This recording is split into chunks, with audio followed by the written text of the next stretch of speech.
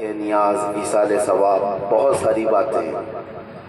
آج میں ایک بات عرض کرنا چاہتا ہوں کہ اللہ کا ولی کون ہے؟ ہم تو انہیں سلطان الاولیاء کہتے ہیں۔ سلطان الاولیاء ہے کیونکہ اللہ تبارک و تعالیٰ کے مقدس بندوں میں کچھ وہ ہیں جن کو اللہ تعالیٰ نے اپنی محبوبیت کے لیے چن لیا ہے۔ انبیاء کرام علیہ السلام کا سلسلہ جب ختم ہوا، حضور پاک صلی اللہ علیہ وسلم آخری نبی ہیں، ان کے بعد قیامت تک کوئی دوسرا نبی نہیں آئے گا۔ تو نبیوں کے بعد کا جو کام کیا جانا ہے، اس کام کو لے کر آگے بڑھانے والے امت کے وہ صالحین کو اولیاء اکرام کہا جاتا ہے۔ اور ولی ہوتا کون ہے؟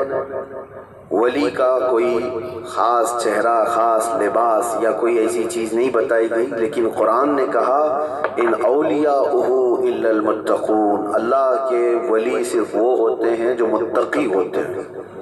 اور متقی کون ہوتا ہے؟ متقی کس کو کہتے ہیں؟ تقوی والا، یہ عربی کا لفظ ہے۔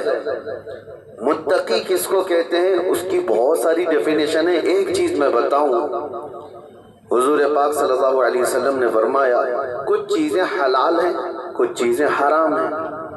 حلال بھی سب کو پتہ ہے یہ حلال ہے، حرام بھی سب کو پتہ ہے یہ حرام ہے، جو واضح ہے، جس میں کوئی شک نہیں۔ لیکن حلال اور حرام کے بیچ میں کچھ چیزیں ایسی ہیں جن کے بارے میں شک ہوتا ہے کہ حلال ہے کہ نہیں ہے، حرام ہے یا نہیں۔ تو فرمایا گیا ایسی شک والی چیزوں کو چھوڑ دینے کا نام تقویٰ ہے، حرام چیزیں چھوڑنے کا نام نہیں۔ حرام چیزیں چھوڑنا تو مسلمان کے لیے ضروری ہے، شراب نہیں پیتا، چوری نہیں کرتا، زنا نہیں کرتا، یہ ساری چیزیں نہیں کرتا، یہ تو مسلمان کے لیے ضروری ہیں۔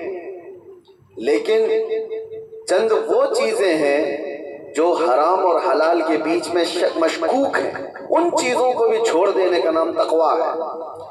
اور تقویٰ دل سے ہوتا ہے، تقویٰ دل سے ہوتا ہے۔ اس طور پر سمجھ لیں کہ ہمیشہ اس کے سینے میں اللہ کا خوف ہو، ہر گھڑی اللہ تبارک و تعالیٰ کی خشیت ہو، اس کو تقویٰ کہا جاتا ہے۔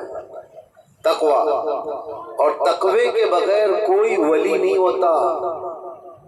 تقویٰ سب سے بڑی چیز یہ ہے کہ تقویٰ کراتا کیا ہے؟ ٹھنڈیوں میں بستر چھوڑ کر کھڑا ہو جاتا ہے بندہ، اللہ کی عبادت کے لیے تقویٰ ہے۔